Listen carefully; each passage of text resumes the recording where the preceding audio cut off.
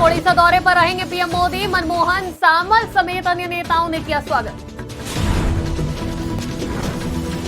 कानून व्यवस्था पर केजरीवाल ने उठाए सवाल, कहा अमित शाह से नहीं संभल रही दिल्ली।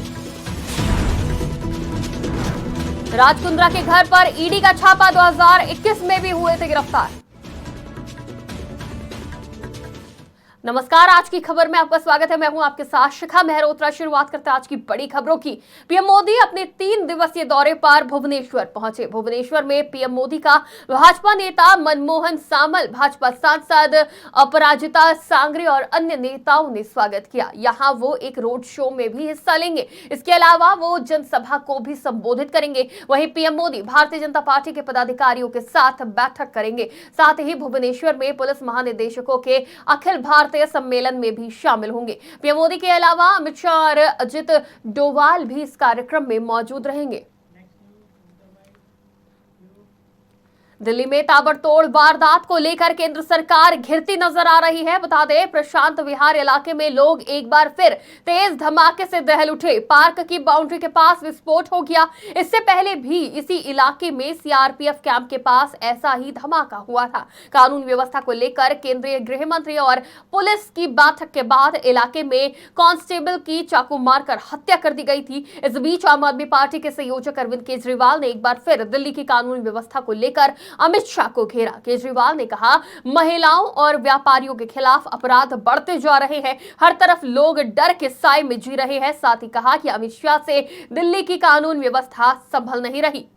सब लोग चर्चा कर रहे हैं दिल्ली की कानून व्यवस्था के ऊपर, और ये चर्चा करनी पड़ रही है और सभी विधायकगण इसके बारे में बहुत चिंतित हैं। आज से 10 साल पहले दिल्ली के लोगों ने हमें जिम्मेदारी दी थी कि केजरीवाल जी आप स्कूल बनाओ, केजरीवाल जी आप अस्पताल बनाओ, केजरीवाल जी आप बिजली ठीक करो, केजरीवाल जी आप पानी ठीक करो, सड़कें ठीक करो। हमने अपनी जिम्मेदारी पूरी करी।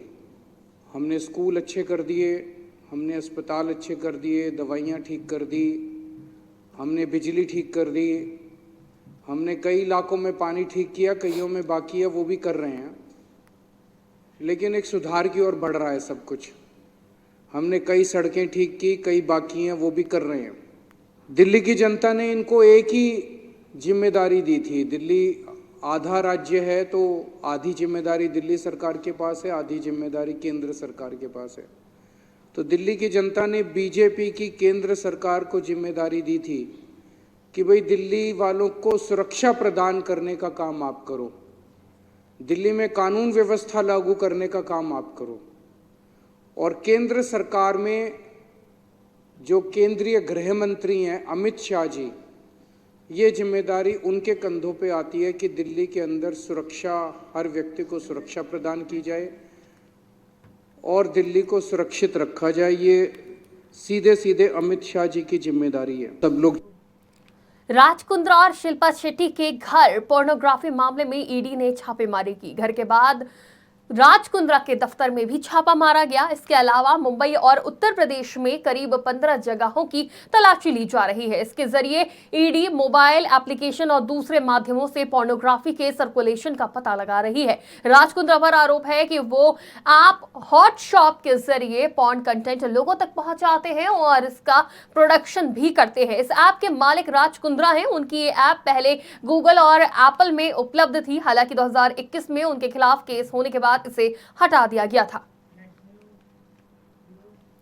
महाराष्ट्र के गोंदिया में भीषण सड़क हादसा हो गया, जहां भंडारा से गोंदिया जा रही बस अचानक बाइक को बचाने के दौरान अनियंत्रित होकर पलट गई। इस हादसे में अभी तक 10 लोगों की मौत हो चुकी है, जबकि 30 से अधिक लोग घायल बताए जा रहे हैं। घायलों को सरकारी अस्पताल में भर्ती करवाया गया है। वहीं मृतकों के शव को पोस्टमार्टम के लिए भिजवा दिया गया है।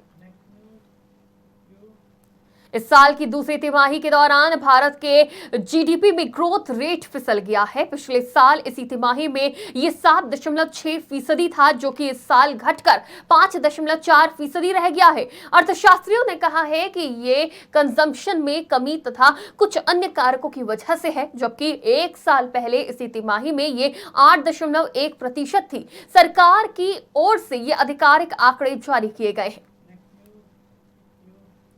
भारतीय तटरक्षक ने कोच्चि तट पर राष्ट्रीय समुद्री खोज और बचाव अभियान के 11वें संस्करण का सफलतापूर्वक संचालन किया। इस अभ्यास का उद्घाटन रक्षा सचिव ने किया और उपस्थित विदेशी प्रतिनिधियों के साथ बातचीत की। उन्होंने भारतीय खोज और बचाव क्षेत्र में सार सेवाएं प्रदान करने और समुद्र में मछली पकड़ने वाले समुदाय की मदद करने में आईसीजी द्वारा निभाई गई भूमिका की सराहना की है।